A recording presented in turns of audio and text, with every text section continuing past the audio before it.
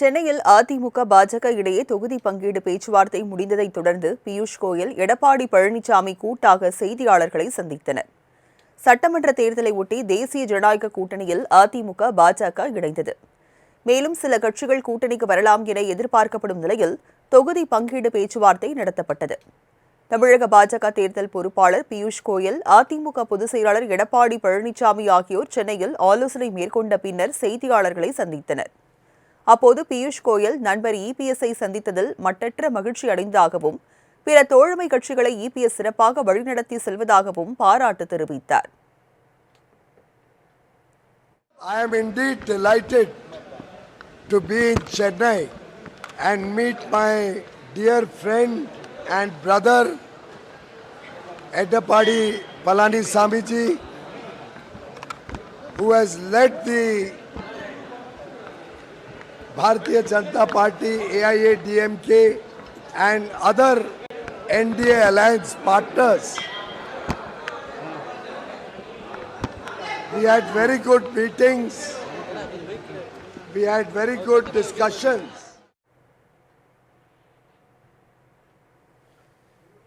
தேர்தலை ஒரு குடும்பமாக ஒருங்கிணைத்து எதிர்கொள்வது குறித்து ஆலோசனை நடத்தியதாக கூறிய பியூஷ் கோயல், பிரதமர் மோடி அறிவுறுத்தலின்படி மிகப்பெரிய வெற்றியை பெறுவோம் என்றார். அடுத்த சில மாதங்களில் செயல் திட்டங்களை நிறைவேற்றப் போவதாகவும் தமிழக இளைஞர்கள் முன்னேற்றத்திற்காக பாஜக பாடுபடுவதாகவும் அவர் கூறினார்.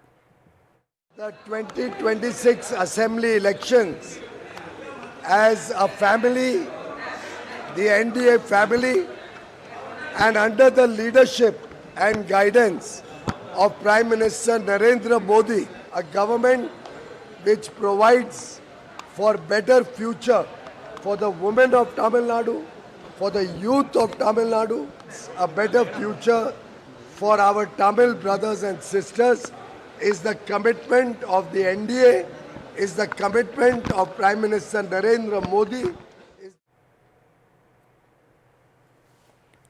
இதையடுத்து பேசிய இபிஎஸ், தமிழகத்தின் இன்றைய நிலவரம் குறித்து பியூஷ் கோயலிடம் பேசியதாகவும், வரும் தேர்தலில் தேசிய ஜனநாயக கூட்டணி வெற்றி பெற்று மக்கள் விரோத திமுக ஆட்சியை அகற்ற வேண்டும் என்றார். தமிழகத்தில் இருக்கின்ற நிலவரங்கள் குறித்து அவர் கேட்டறிந்தார்.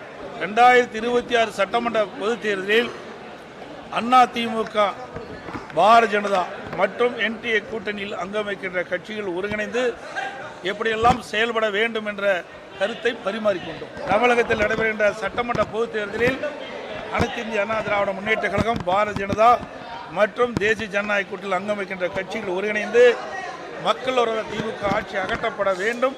அதற்கான திட்டங்களை நாங்கள் இப்பொழுது ஆரம்ப கட்ட பேச்சுவார்த்தை நடத்திக்கின்றோம். தமிழக மக்கள் இன்று ஒரு கொந்தளிப்போடு இருப்பதாக தெரிவித்த இபிஎஸ், ஆட்சியை விட்ட திமுகவை அகற்றுவதற்கான நடவடிக்கையை அதிமுகவுடன் மேலும் சில கட்சிகள் என்டிஏ கூட்டணியில் ஒருங்கிணைந்து செயல்படும் என விளக்கமளித்தார்.